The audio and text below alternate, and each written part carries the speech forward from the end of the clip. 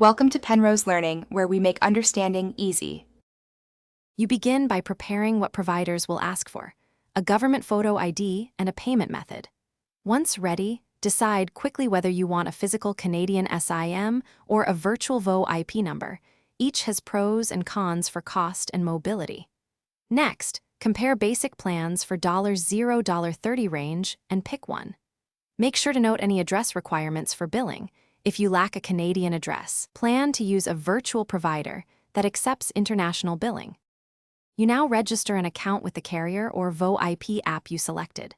Enter your personal details, choose a Canadian area code, and upload your photo ID where required. Once submitted, follow the provider's verification flow. This may be instant SMS, a verification call, or a short video check. Complete it promptly to avoid delays. If ordering a physical SIM, confirm shipping to your address and activate it when it arrives. For VO IP, set the device permissions and test inbound SMS and voice immediately. You finish by activating the SIM card or confirming that your VO IP app has assigned a Canadian number. Test by calling or texting another line. If you need your old number moved, request a port from the new provider, unlock your old account, and supply account and PIN details.